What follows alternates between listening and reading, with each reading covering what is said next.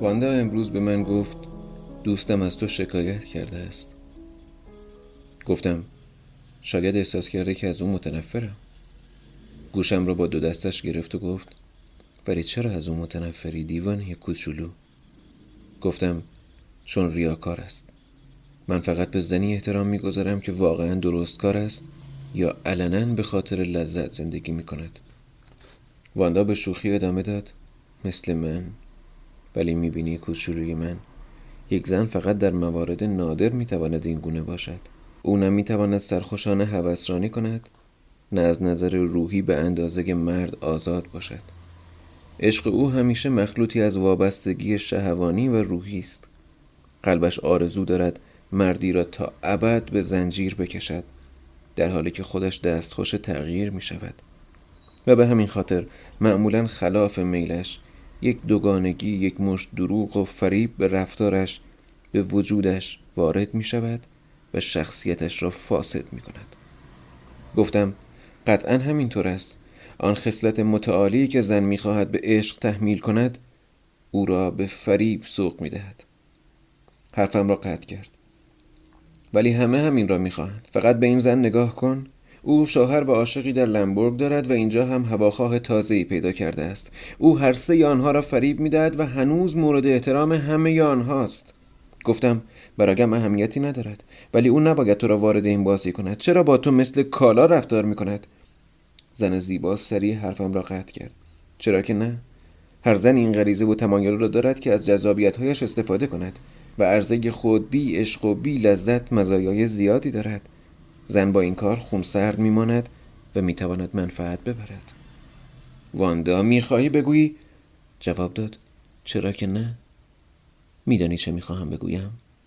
هرگز از زنی که عاشقش هستی خاطر جمع نباش، چون طبیعت زن بیش از آنچه فکر میکنی خطرناک است.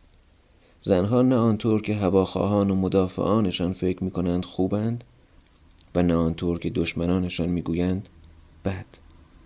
شخصیت زن در بیشخصیتی اوست. بهترین زن لحظه لحظه در منجلاب فرو می رود و بدترین زن برخلاف انتظار به اعمال خوب و بزرگ ارتقا می یابد و کسانی که از اون متنفر بودند را شرمسار می کند. هیچ زنی خیلی خوب یا خیلی بد نیست، طوری که هر لحظه تو امان به شیطانی ترین و الهی ترین، کثیف ترین و نابترین افکار، احساسات و اعمال توانا باشد. با وجود تمام پیشرفت‌های تمدن، زن دقیقاً همان گونه که از طبیعت پدید آمده باقی مانده است. زن سرشت یک وحشی را دارد که بسته به انگیزه‌ای که در آن لحظه بر او مسلط می شود وفادار یا بی‌وفا، بزرگوار یا بی‌رحم می شود. تربیت جدی و عمیق همیشه شخصیت اخلاقی به وجود آورده است. به همین خاطر مرد هر قدر هم خودخواه باشد همیشه از اصول پیروی می کند، حالان که زن تابع هیچ چیز جز انگیزه هایش نیست. هرگز این را فراموش نکن و از زنی که عاشقش هستی هیچ خاطر جمع نباش. دست نوشته بعدی. دوستش رفته است. بالاخره یک روز عصر دوباره با او تنها شدم. انگار واندا تمام عشقی که از من دریغ می‌کرد را برای این عصر بی‌نظیر کنار گذاشته بود. تا به حال او را اینقدر مهربان، صمیمی و پرلطف ندیده بودم. چه سعادتی است چسبیدن به لب‌هایش، مردن در آغوشش و بعد کاملا آرام و بی‌دریغ سرش روی سینه‌ام آرام گرفت و چشم‌هایمان سرمست از سعادت در یکدیگر غرق شدند. هنوز نمیتوانم باور کنم، نمیتوانم دریابم که این زن از آن من است، تماما از آن من. واندا بی حرکت، بی آنکه حتی چشم باز کند، انگار خواب باشد، شروع کرد. در یک مورد حق با اوست. با کی؟ سر تکان داد. بله حق با اوست. تو مرد نیستی، تو رؤیابینی، ستاینده افسونگر و بیشک برده ای بی قیمت. اما نمیتوانم تصور کنم همسرم باشی. یکی خوردم. چه شده؟ میلرزی؟ جواب دادم. از این فکر که تو را آسان از دست بدهم. جواب داد خب به همین خاطر کمتر شادی؟ از لذتهایت محروم میشوی اگر بدانی که قبل از تو به مرد دیگری تعلق داشتم و بعد از تو از آن مرد دیگری خواهم بود، و کمتر لذت میبری اگر همزمان کس دیگری را هم خرسند کنم. واندا ادامه داد، میبینی این میتواند یک راه حل باشد. هرگز نمیخواهی مرا از دست بدهی. من به تو اهمیت میدهم و آنقدر ذهن جذابی داری که دوست دارم تا ابد با تو زندگی کنم. اگر علاوه بر تو بتوانم. فریاد زدم، چه فکر وحشتناکی، مرا میترسانی. و حالا کمتر دوستم داری؟ کاملا برعکس. واندا به بازوی خودش تکیه داد و برخاست. گفت فکر میکنم اگر زن میخواهد مرد را همیشه در اختیار داشته باشد نباید به او وفادار باشد.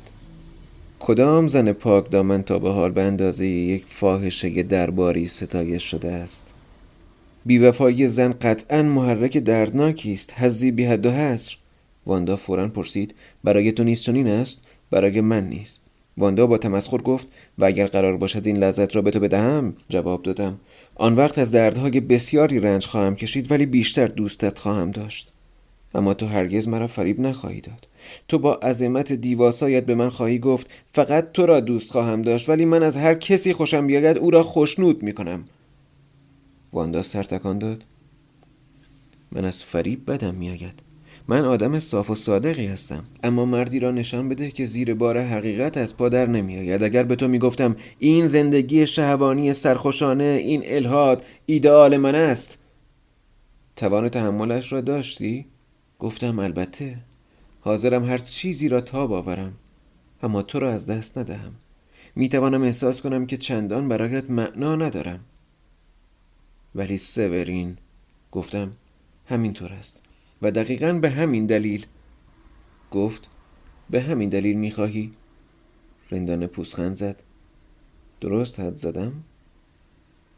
فریاد زدم برده تو باشم، دارایی مطلق تو باشم، تا بتوانی هرچه خوشداری بر سرم آوری و بدینسان هرگز باری بر دوشت نباشم.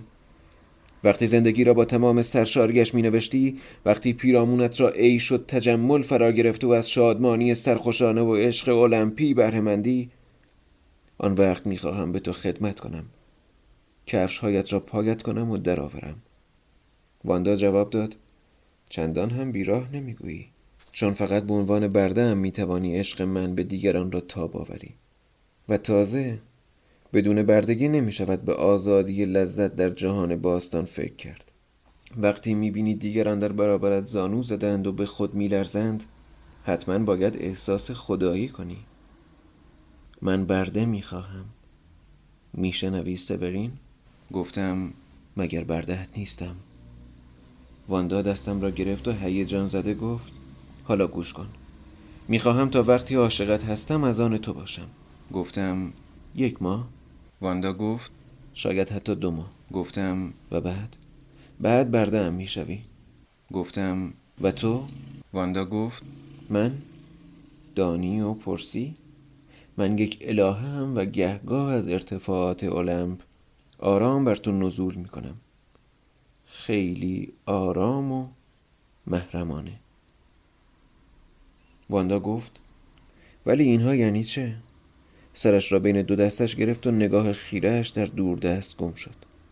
خیالی طلایی که هرگز به حقیقت نمی پیوندد. نوعی سودای سبعانه شیطانی تمام وجودش را برانگیخته بود. تا به حال او را این گونه ندیده بودم. شروع کردم. و چرا دست نیافتنی؟ گفت چون بردگی در کشور ما وجود ندارد. مشتاقانه گفتم پس به کشوری خواهیم رفت که بردگی هنوز در آن وجود دارد، به شرق، به ترکیه. واندا جواب داد جدا سورین میخواهی؟ چشمانش زبانه میکشید. ادامه دادم جدا میخواهم برده تو باشم، میخواهم قدرتت بر من قانونی شود، میخواهم زندگیم در دستان تو باشد، نمیخواهم هیچ چیز در این جهان از من در برابر تو محافظت کند یا نجاتم دهد. چه لذتی وقتی خودم را کاملا به خواست مطلق تو، به هوست، به اشاره و ندایت وابسته احساس میکنم. و بعد چه سعادتی است وقتی بزرگواری میکنی و میبخشی و میگذاری برده بر لبانی بوسه زند که برایش به معنای مرگ و زندگی اند. زانو زدم و پیشانی سوزانم را به زانوانش تکیه دادم. واندا سراسیمه گفت هنگار تب داری سورین و واقعا اینقدر بی انتها دوستم داری؟ مرا به سینه‌اش چسباند و غرق در بوسه کرد. خواست تو واقعا همین است؟ در حالی که اختیار از کف داده بودم گفتم به خدا و شرفم قسم میخورم که برده‌ات باشم هر وقت و هر جا که بخواهی، به محض اینکه دستور بدهی. واندا گفت و اگر قولت را قبول کنم؟ قبول کن. بعد گفت برای من جذابترین چیز در جهان این است که مردی را پیدا کنم که ستایشم میکند و من هم از صمیم قلب دوستش دارم. این که بدانم خودش را کاملا وقف من کرده و تابع اراده و هوس من است و او برده من است، در حالی که من... نگاه عجیبی به من کرد. ادامه داد اگر زیاد سبکسر شوم تقصیر توست. به گمانم هنوز هیچ نشده از من میترسی، ولی سوگند خورده ای. گفتم و پای سوگند خودم هستم. جواب داد این را بسپار به من، تازه دارد خوشم میآید. حالا دیگر نباید یک رؤیا باقی بماند. تو برده‌ام میشوی و من میکوشم ونوس خزپوش تو باشم. دست نوشته بعدی.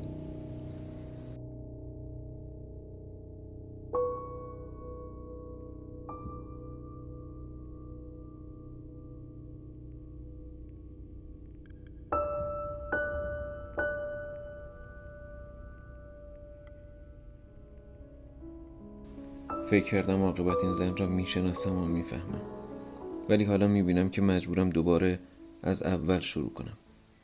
چندی پیش چقدر از رؤیاهایم بیزار بود و حالا میکوشد با جدیت تمام اجرایشان کند. قراردادی ترتیب داده است که به موجب آن قولش شرف دهم و توافق کنم تا هر وقت که او بخواهد برده‌اش باشم. در حالی که بازوانش دور گردنم حلقه کرده است، این سند بی سابقه و باور نکردنی را برایم میخواند و آخر هر جمله یک بوسه میگذارد. سر به سرش گذاشتم و گفتم ولی تمام الزامات این قرارداد فقط برای من هستند. با جدیت تمام جواب داد البته دیگر معشوق من نخواهی بود و این مرا از تمام وظایف و تعهداتم به تو آزاد میکند. آن وقت مجبور خواهی بود توجهم را لطفی از جانب من بدانی. تو دیگر هیچ حقی نداری و بنابراین دیگر نمیتوانی هیچ ادعایی داشته باشی. قدرت من بر تو باید نامحدود باشد. یادت باشد که وضعی بهتر از سگ یا شیء بی جان نداری. مال من خواهی بود. اسباب بازی من. اسباب بازی که هر وقت سرگرمی بخواهم میتوانم تکه تکه‌اش کنم. تو هیچ نیستی و من همه چیزم. میفهمی؟ خندید و دوباره مرا بوسید، اما لرزه‌ای سرد تمام تنم را فرا گرفت. شروع کردم. اجازه میدهی چند شرط داشته باشم؟ عقب کرد و گفت شرط؟ حالا هنوز هیچ نشده میترسی؟ یا شاید هم پشیمان شده ای ولی الان دیگر خیلی دیر شده. تو سوگند خورده ای، قول شرف داده ای، اما شرایطت را میشنفم. اول از همه مایلم در قراردادمان قید شود که هرگز کامل ترکم نمی کنی و بعد اینکه هرگز مرا به قساوت هواخواهانت نمی سپاری. واندا با صدای اندوهگین و چشمانی لبریز از اشک گفت ولی سورین چطور می توانی باور کنی من با تو، مردی که اینقدر عاشقش هستم، مردی که اینقدر عاشقم است، که خودش را چنین تمام و کمال در اختیارم میگذارد، مکث کرد. در حالی که دستانش را بوسه باران میکردم گفتم نه نه نه نه، اصلا نمیترسم کاری کنی که مرا به رسوایی کشاند. این فکر زشت مرا بر من ببخش. واندا شادمان لبخند زد، گونه‌اش را به گونه‌ام چسباند، انگار داشت فکر میکرد. موزیانه در گوشم زمزمه کرد یک چیز را فراموش کردی، مهمترین چیز را. یک شرط؟ واندا گفت بله، این که همیشه باید خز بپوشم، ولی این را به تو قول میدهم صرفاً چون خز احساس یک مستبد را به من میدهد و با تو بسیار بی‌رحم خواهم بود. میفهمی؟ پرسیدم قرارداد را امضا کنم؟ واندا گفت هنوز نه. اول باید شرطهای تو را اضافه کنم و به موقعش امضا خواهی کرد. در قسطنطنیه؟ نه، فکرش را کردم. داشتن یک برده در جایی که همه برده دارند چه ارزشی دارد؟ من میخواهم همینجا برده داشته باشم، در این جهان میانمایی و مبتذل متمدن ما. برده‌ای که هیچ اراده‌ای از خودش ندارد، برده‌ای که نه به دست قانون، نه به خاطر حق و حقوق من یا به زور، بلکه فقط به خاطر قدرت زیبایی و وجود من به من سپرده شده است. همینش بامزه است. هر طور شده به کشوری خواهیم رفت که هیچ کس در آن ما را نشناسد تا تو بتوانی بدون خجالت جلوی دیگران بردگیم را بکنی. شاید به ایتالیا. دست نوشته بعدی. روی تخت واندا نشسته بودم. او کت خز قاقم به تن داشت. موهای بازش مثل یارهای شیر تا پایین کمرش آویزان بود و به لبهایم چسبیده بود و جانم را از تنم میمکید. سرم گیج رفت. خونم شروع به جوشیدن کرد و قلبم به شدت روی قلبش میکوبید. ناگهان فریاد زدم میخواهم کاملا در اختیار تو باشم واندا. غلیان اشتیاق بر من چیره شد، طوری که دیگر نمیتوانستم درست فکر کنم و آزادانه تصمیم بگیرم. میخواهم بدون هیچ شرطی، بیان که چیزی قدرت تو بر من را محدود کند، کاملا تسلیم تو باشم. داشتم این را میگفتم که از تخت لیز خوردم و جلوی پایش افتادم و با چشمانی مست به بالا نگاه کردم.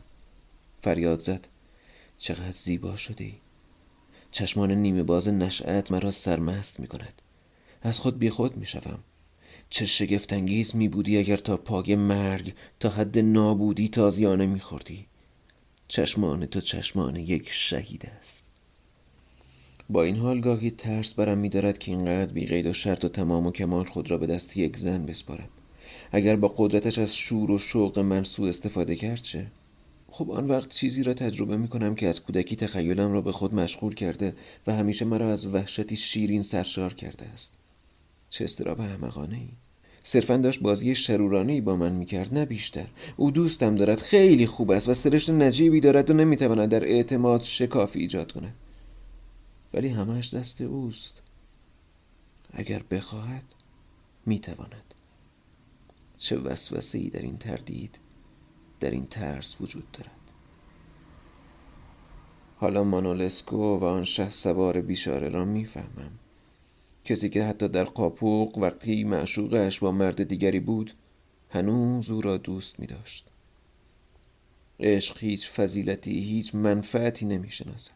عشق می ورزد و می بخشد و همه چیز را تاب می آورد، چون باید انسان باشد.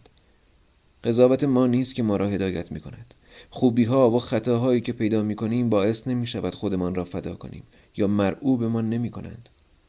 نیروی شیرین، پرتمنا و رازآمیز ما را پیش می‌راند و ما از فکر کردن، احساس کردن و خواستن دست می‌کشیم و می‌گذاریم این نیرو ما را با خود ببرد و هرگز نمی‌پرسیم به کجا.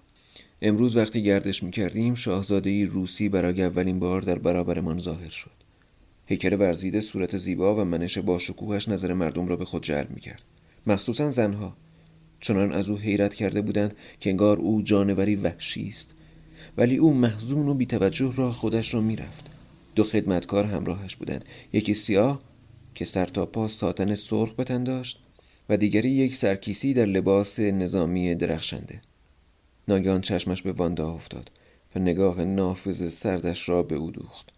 حتی سرش را به سمت او چرخاند و وقتی واندا رد شد او ایستاده ماند و نگاهش هنوز دنبال او بود. و واندا هم او را با چشمهای سبز درخشانش بلعید و دست به هر کاری زد تا دوباره با او روبرو شود. عشوه زیرکانه واندا هنگامی که راه میرفت، حرکت میکرد و به او چشم دوخته بود خفه‌ام میکرد. هنگام بازگشت به خانه به این موضوع اشاره کردم. اخمهایش در هم رفت. گفت چه میخواهی؟ شاهزاده مردی است که میتوانم از او خوشم بیاید، کسی که حتی مسحورم میکند و من آزادم و میتوانم هر کاری دلم میخواهد بکنم. مبهوت و منمن کنان گفتم دیگر عاشقم نیستی؟ جواب داد من فقط عاشق تو هستم، ولی شاید شاهزاده را برای این میخواهم که به من ابراز عشق کند. واندا، آرام گفت. مگر تو بردم نیستی؟ و من ونوس خسپوش بیرحم شمالی. سکوت کردم. حرفاش داشت واقعا خوردم میکرد. نگاه سردش مثل خنجر در قلبم فرو رفت. ادامه داد: فوراً نام، محل اقامت و تمام شرایط شاهزاده را برایم پیدا میکنی، میفهمی؟ ولی واندا سرسخت تر از حد تصورم فریاد زد: اعتراض بی اعتراض، اطاعت کن و تا وقتی نتوانستی جواب سوالهایم را پیدا کنی جلوی چشمم پیدایت نشود. تا بعد از ظهر توانستم اطلاعات مد نظر واندا را به دست آورم. گذاشت مثل خدمتکار جلویش بایستم، در حالی که خودش به صندلی راحتی تکیه داده بود و لبخند به لب گوش میداد. بعد سر تکان داد. راضی به نظر می‌رسید. کوتاه دستور داد: زیر پایم را بیاور. اطاعت کردم. بعد از اینکه آن را جلویش گذاشتم و پاهایش را رویش قرار دادم، زانو زده در برابرش ماندم. پس از مکسی کوتاه اندوهگین پرسیدم: چطور تمام می شود؟ شرورانه زیر خنده زد: هنوز شروع نشده. آزرده جواب دادم، سنگ دلتر از آنی که فکر می کردم. واندا جدی شروع کرد: سیورین، هنوز هیچ کاری نکردم، حتی کوچکترین کار، و پیشاپیش میگویی سنگ دلم. وقتی دست به کار شوم و رؤیاهایت را برآورده کنم، آن وقت چه میگویی؟ وقتی زندگی آزاد و سرخوشانه‌ای دارم و هواخواهان دورم حلقه زده‌اند، وقتی واقعا ایدئالت را برآورده کردم، تو را زیر پایم لگد مال کردم و تازیانه زدم، آن وقت چه؟ تو تخیلم را بیش از حد جدی میگیری. جواب داد: بیش از حد جدی؟ وقتی دست به کار شدم دیگر نمیتوانم فقط ادا درآورم. میدانی که از بازی درآوردن و نقش بازی کردن متنفرم. خودت خواستی. فکر من بود یا تو؟ من تو را اغوا کردم یا تو تخیلم را تحریک کردی؟ اما حالا جدیم. با مهربانی جواب دادم: واندا، آرام باش و به من گوش کن. ما بی‌نهایت دلبسته یکدیگریم، کنار هم بسیار خوشحالیم. حالا میخواهی تمام آینده من را قربانی یک هوس کنی؟ فریاد زد: دیگر هوس نیست. وحشت زده پرسیدم: پس چیست؟ آرام و غرق در تفکر گفت: شاید در من پنهان بوده است. شاید هرگز بیدار نمی شد، اما تو بیدارش کردی، پرورشش دادی، و حالا که به کششی شدید در من تبدیل شده است، حالا که تمام وجودم را فرا گرفته است، حالا که از آن لذت میبرم، حالا که دیگر کاری از دستم بر نمی آید و نمیخواهم بیاید، حالا میخواهی پس بکشم؟ تو مردی؟ شروع کردم به نوازش و بوسیدنش. عزیزم، واندای شیرینم. رهایم کن، تو مرد نیستی. خشمگین شدم. تو چه هستی؟ گفت: من لجوجم. خودت میدانی من تخیلی قوی ندارم و ضعیف عمل میکنم، اما وقتی تصمیمی میگیرم از پس آن بر میآیم و هرچه بیشتر با مخالفت روبرو شوم مصممتر میشوم. تنهایم بگذار. مرا کنار زد و برخاست. من هم بلند شدم و جلویش ایستادم. واندا، ادامه داد، حالا مرا میشناسی. یک بار دیگر به تو اخطار میدهم. هنوز جای انتخاب داری. مجبورت نمیکنم برده‌ام باشی. با چشمانی اشک‌آلود شورمندانه جواب دادم: واندا، نمیدانی چقدر دوستت دارم؟ لبهایش را تحقیرآمیز ورچید. اشتباه میکنی. خودت را زشتر از آنچه هستی نشان میدهی. تو ذاتاً خوب و نجیبی. غضبناک حرفم را قطع کرد. تو از ذات من چه میدانی؟ حالا ذات واقعی من را خواهی شناخت. واندا، تصمیم بگیر. بی قید و شرط اطاعت میکنی؟ و اگر بگویم نه، آن وقت سرد و تحقیرآمیز به من نزدیک شد و با نیشخندی شیطانی روی لبانش بازوانش را روی سینه‌اش گره کرد و در مقابلم ایستاد. او به راستی زن مستبد رؤیایم بود.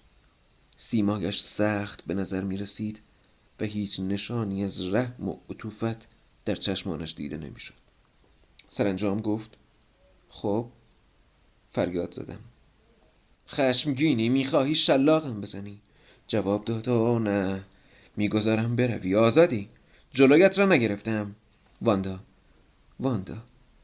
من که تو را اینقدر... با تحقیر فریاد زد: بله، تو آقای عزیز، تو پرستشم میکنی، ولی بزدلی، دروغگو و پیمان شکنی. همین حالا تنهایم بگذار. واندا، آقا. خون به قلبم یورش برد. به پاگش افتادم و زار زدم. زد زیر خنده. وای وای، چه خنده وحشتناکی. اشکم میریزی. تنهایم بگذار، دیگر نمیخواهم ببینمت. با خودم گفتم خدای من، هرچه دستور بدهی انجام میدهم. برده‌ات میشوم، دستاویزت میشوم تا هر کاری میخواهی با آن انجام دهی. فقط مرا از خود نران. میمیرم، نمیتوانم بدون تو زندگی کنم. زانوانش را در آغوش گرفتم و دستش را غرق بوسه کردم. آرام گفت بله، تو باید برده باشی و شلاق را احساس کنی، چرا که مرد نیستی. و این بیشتر قلبم را به درد آورد. این که از سر خشم یا حتی آشفتگی حرف نمیزد، بلکه کاملا خونسرد بود. حالا میشناسمت. تو سگ صفت را. تو وقتی لگت بخوری وفاداری و هرچه بیشتر بدرفتاری ببینی با وفاتری. حالا میشناسمت، ولی تو هم مرا خواهی شناخت. با گام‌های بلند بالا و پایین میرفت، در حالی که من مچاله زانو زده بودم. سرم خم بود و اشک از چشمانم سرازیر. واندا نشسته روی کاناپه پرخاش کرد نزد من بیا. اطاعت کردم و کنارش نشستم. مغموم نگاهم کرد و بعد ناگهان انگار نوری در چشمانش درخشید. لبخند به لب مرا سمت سینه‌اش کشید و شروع کرد به بوسیدن اشک‌هایی که از چشمهایم فرو می‌چکید.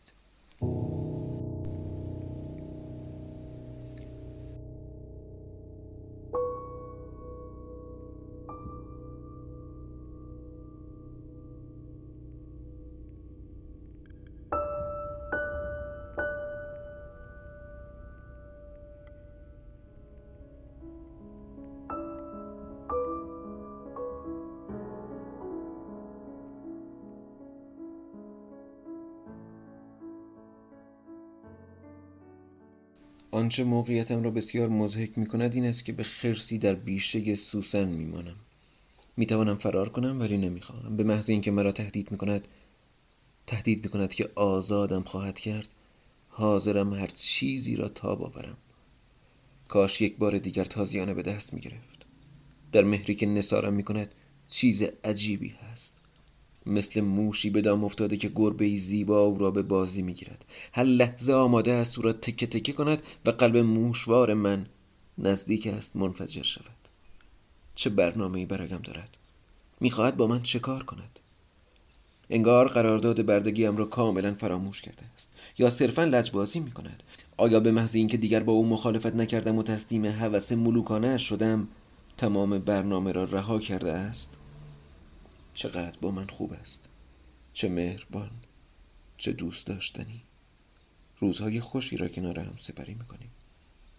امروز وادارم کرد صحنه بین فائوس و مفیستوفل را که مفیستو در آن دانشمندی سرگردانه است برایش بخوانم. نگاهش با رضایت عجیبی رویم ثابت ماند. وقتی خواندن تمام شد گفت نمیفهمم مردی که میتواند افکار زیبا و عظیم را با این وضوح شگفت‌انگیز با دقت و هوش تمام تفسیر کند، چگونه همزمان یک اشلیمیل رؤیابین فراشهوانی است. گفتم خوشت آمد و دستش را بوسیدم. پیشانیم را نرم نوازش کرد و به نجوا گفت سورین، من عاشق تو هستم. باور نمی کنم کسی را بیشتر از تو دوست داشته باشم. بیا معقول باشیم. بسیار خوب. به جای اینکه جواب دهم او را در آغوش گرفتم. نشاطی ژرف و سودایی سینه‌ام را سرشار کرد. چشمانم خیس شد و قطره اشکی روی دستش افتاد. فریاد زد برای که چه گریه میکنی؟ مگر بچه‌ای؟ دست نوشته بعدی. در یکی از گردش‌هایمان شاهزاده روسی را در کالسکه‌اش دیدیم. ظاهراً این که مرا کنار واندا میدید او را خوش نیامد و تعجب کرد و انگار میخواست با چشمهای خاکستری مغناطیسیش به واندا نفوذ کند. اما گویی واندا متوجه او نشد.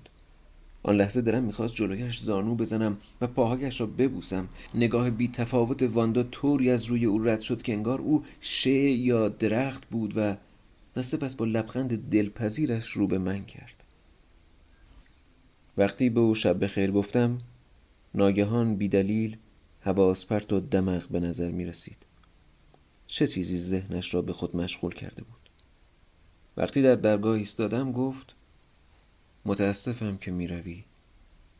با التماس گفتم کاملا دست توست که دوره آزمایشم را کوتاه‌تر کنی و دست از آزار من برداری. واندا حرفم را قطع کرد. فکر میکنی این اجبار مرا آزار نمیدهد؟ فریاد زدم پس تمامش کن، همسر من شو. آرام ولی با قاطعیت تمام گفت هرگز سورین. چرا؟ وحشت به اعماق وجودم رخنه کرد. تو مرد من نیستی. نگاهش کردم و دستم را که هنوز دور کمرش بود آرام پس کشیدم. بعد اتاق را ترک کردم و او هم دیگر صدایم نکرد.